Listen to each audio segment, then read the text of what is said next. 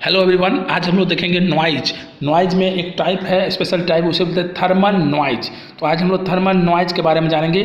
तो क्या है थर्मल नॉइज, चलिए स्टार्ट करते हैं थर्मल नॉइज के बारे में।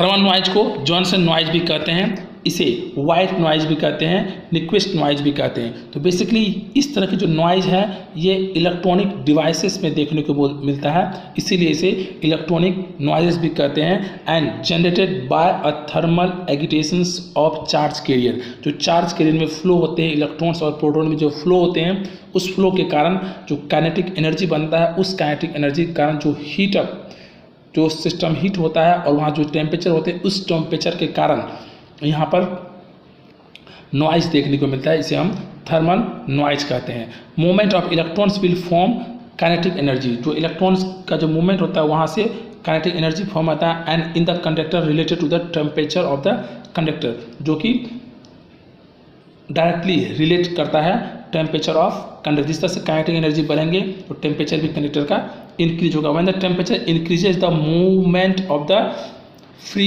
इलेक्ट्रॉन्स, दो फ्री इलेक्ट्रॉन्स के जो मूवमेंट है वो भी इंक्रीज करेंगे। And the current flow through the conductor, और इस तरह से कंडक्टर में करंट फ्लो होता है। Current due to the free electrons will create noise voltage. और इस करंट के फ्लो के कारण, इस करंट के फ्लो के कारण जो जनरेट होता है वो एक नॉइज वोल्टेज जनरेट होता है, जिसे हम एंटी से डिनोट करते हैं noise voltage. And noise voltage anti is influence by temperature, जो कि जो नॉइज वोल्टेज जो क्रिएट हुआ है ये फाइनली टेम्परेचर के थ्रू ही जनरेट होता है, इसलिए इसे कहते हैं थर्मल नॉइज।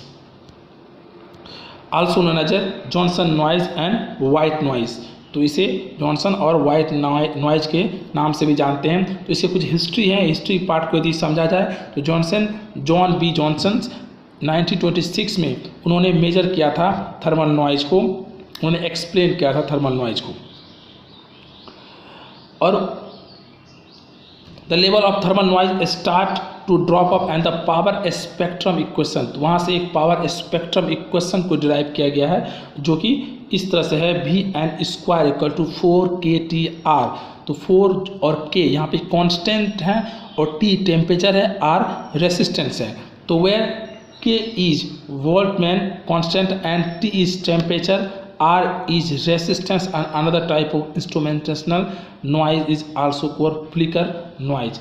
इस तरह के जो इंस्ट्रूमेंट से नॉइज देखने को मिलता है उसे फ्लिकर नॉइज भी कहते हैं। तो ये जो हमारा एक पावर स्पेक्ट्रम जो इक्वेशन था वो कुछ इस तरह के इक्वेशंस हैं। The noise power at temperature T और विथ बैंडविड्थ। तो why thermal noise is directly proportional to the bandwidth and temperature. जो थर्मल नॉइज है वो कंप्लीटली डिपेंड करता है टेम्परेचर पर और bandwidth of signal. The noise power at temperature T with bandwidth BW is given as. और यहाँ पर नॉइज पावर को यदि कैलकुलेट करना हो तो KT BW, और यहाँ B जो है वो बैंडविड्थ है और T टेम्परेचर है। Thermal noise generated by the random motion of free electron in the conductor. जो हमारे पास कंडक्टर होते हैं उसमें जो इलेक्ट्रॉन का रैंडम मोशन होता है, इसके कारण थर्मल नॉइज देखने को मिलता है। The magnitude of the motion is directly proportional to the temperature of conductor. जितना टेम्परेचर इंक्रीज होगा उसके अनुसार ये थर्मल नॉइज भी इंक्रीज होगा। The magnitude of thermal noise is measured by the in the term of average power. Average power की बात करें तो एवरेज पावर कुछ इस तरह से हमारे पास बनता है। एवरेज पावर 4kTb, और यहाँ पर 4k कांस्टेंट है, T टेम्परेचर है, B बैंडविड्थ है। और हमारे पास पावर का एक और फॉर्मूला है, वो है हमारे पास क्या, P average equal to Vn square by R। जब इन दोनों इक्वेशन को कंपेयर किया जाएगा, जब इन दोनों इक्वेशन को कंपेयर करते हैं तो हमारे पास जो फाइनल जो वोल्टेज बनता है एक RMS नॉइज वोल्टेज, जो Vn हमारे पास था RMS नॉइज वोल्टेज, और हमारे पास RMS नॉइज वोल्टेज देखने को मिलता है। जब दोनों को कंपेयर किया जाता है Vn square R equal to हमारे पास था 4k dB।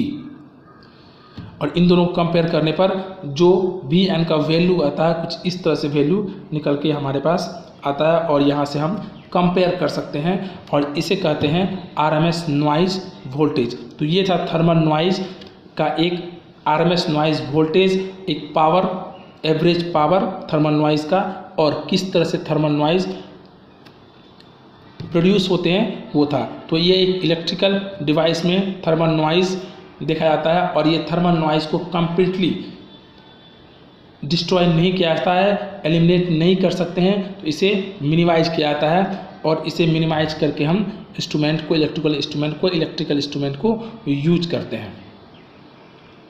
साथ ही साथ हमारे पास दो सर्किट है, जैसा कि हम देख पा रहे हैं कि हमारे पास एक रेसिस्टेंस है जो नॉइजी सर्किट है, जबकि यदि हम उसी सर्किट में एक छोटे से वोल्टेज सोर्स को लगाते हैं, एक वोल्टेज सोर्स को यदि अप्लाई करते हैं, ये सर्किट में नॉइज़ को मिनिमाइज किया जा सकता है, नॉइज़ को एलिमिनेट किया जा सकता है।